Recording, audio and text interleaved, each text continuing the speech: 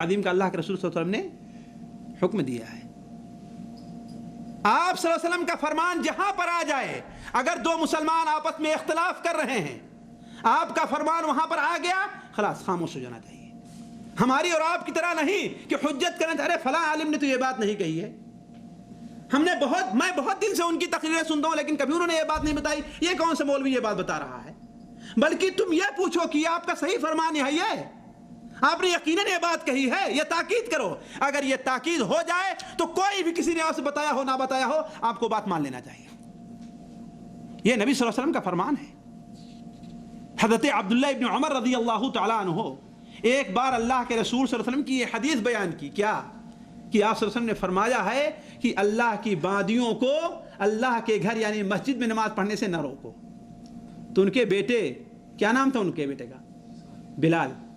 ان کے بیٹے بلال نے کہا نہیں میں تو روکوں گا، اس لیے کہ فتنے کا زمانہ آ گیا۔ حضرت عبداللہ ابن عمر نے کہا ارے بدبخت، میں اللہ کے رسول کی حدیث تم سے بیان کر رہا ہوں، تو کہتا ہے میں روکوں گا؟ قسم ہے خدا کی تجھ سے کبھی بات نہیں کروں گا میں۔ اپنا سگا بیٹا ہے، اپنی ذات کے اوپر ناراض نہیں ہوئے ہیں۔ ناراض کیوں ہوئے ہیں؟ کیوں ناراض ہوئے؟ اللہ کے رسول صلی اللہ علیہ وسلم کی بات پر اپنی بات کو مقدم کر رہا ہے۔ تو یہ ہونا چاہیے کہ نبی صلی اللہ علیہ وسلم کے فرمان کی عزت ہونی چاہیے۔ اسی لیے امام مالک رحمہ اللہ اور یحییٰ ابن سعید القطان، عبد الرحمن بن مہدی، ان لوگوں نے اللہ کے رسول صلی اللہ علیہ وسلم کی حدیث کی تعظیم کا حق ادا کر دیا ہے۔ عبد الرحمن بن مہدی کے بارے میں آتا تھا کہ جب اللہ کے رسول کی حدیث کا درس دینے بیٹھتے تھے تو کوئی آدمی ہنس نہیں سکتا تھا، کوئی آدمی آواز نہیں بلند کر سکتا تھا۔ اگر کسی نے ہنس دیا دوران درس تو اپنا جوتا لیتے اور اٹھ کر چلے جایا کرتے تھے، کہ جہاں پر اللہ کے رسول صلی اللہ علیہ وسلم کا بیان ہو رہا ہو وہاں تو ہنستا ہے، بدبخت نہیں کہ اتنی تعظیم نہیں کرتا اللہ کے رسول صلی اللہ علیہ وسلم کی۔ تو آپ صلی اللہ علیہ وسلم کی وفات کے بعد آپ کی حدیثوں کا، آپ کی باتوں کا، آپ کی مسجد کا اور مساجد کا، گردے کی جن جن چیزوں کی تعظیم کا حکم دیا ہے آپ صلی اللہ علیہ وسلم نے، اس کا حق ادا کیا جائے۔ اور چھٹا حق نبی صلی اللہ علیہ وسلم کا یہ ہے کہ آپ پر کثرت سے درود و سلام بھیجا جائے، کثرت سے درود و سلام بھیجا جائے۔ اور یہی نہیں کہ عادت پڑ گئی زبان سے صلی اللہ علیہ وسلم کہہ لیا جائے، نہیں۔ ذرا سوچیں کہ ایک بار درود بھیجنے کا کتنا بڑا اجر ہے، کتنا بڑا اجر ہے ایک بار اللہ کے رسول درود بھیجنے کا۔ جی ہاں کہیے، زور سے کہیے، 10 بار بس؟ تو اور سن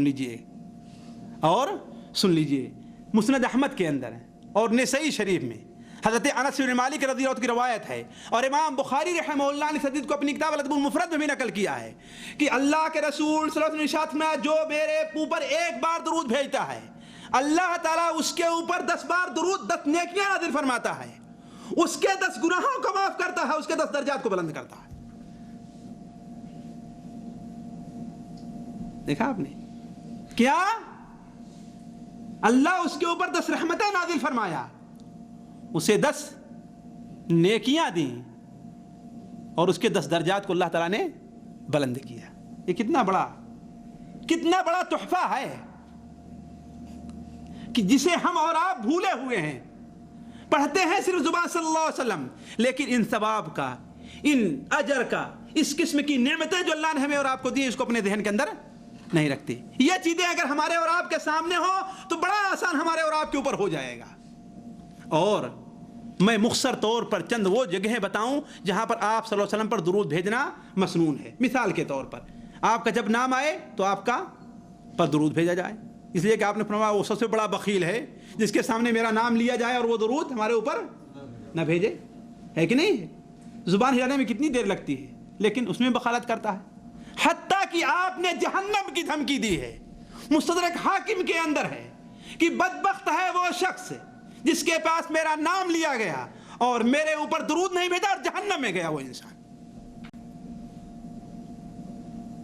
تو آپ کا جب بھی نام لیا جائے آپ صلی اللہ علیہ وسلم پر درود بھیجنا چاہیے۔ پڑھ لیجیے اللہم صلی علی محمد وعلی آل محمد کما صلیت علی ابراہیم وعلی آل ابراہیم انک حمید مجید، اللہم بارک علی محمد وعلی آل محمد کما بارکت علی ابراہیم وعلی آل ابراہیم انک حمید مجید۔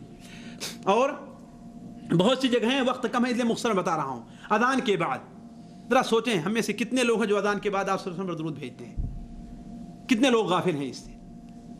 حالانکہ اللہ کے رسول صلی اللہ علیہ وسلم نے ارشاد فرمایا ہے، مسلم شریف میں حضرت عبداللہ ابن عمر رضی اللہ عنہ کی روایت ہے کہ جو کوئی مؤذن کی اذان سنتا ہے اور جیسے مؤذن کہہ رہا ہے ویسے وہ بھی کہتا ہے، اور اذان سے فراغت کے بعد میرے اوپر درود بھیجتا ہے، میرے اوپر درود بھیجتا ہے اور یہ دعا پڑھتا ہے اللہم رب هذه الدعوۃ التامہ آخر تک، تو میرے لیے وسیلے کا جب اس میں سوال کرتا ہے تو اس کے لیے میری شفاعت ثابت ہو گئی ہے.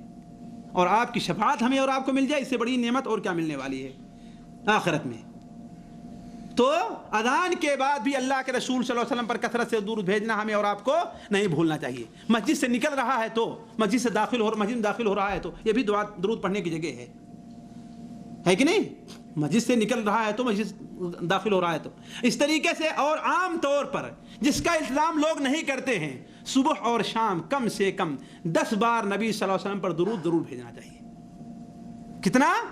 10 بار. نبی صلی اللہ علیہ وسلم نے فرمایا کہ جو انسان صبح کو 10 بار میرے اوپر درود بھیجے گا اور شام کو میرے اوپر درود بھیجے گا تو حلت لہو او وجبت علیہ شفاعتی، میری شفاعت اس کے لیے ثابت ہو گئی ہے، میری شفاعت اس کے لیے ثابت ہو گئی. اس طریقے سے جمعے کا دن ہے اور جمعے کے علاوہ جمعے کے دن کثرت سے آپ پر درود بھیجنا چاہیے.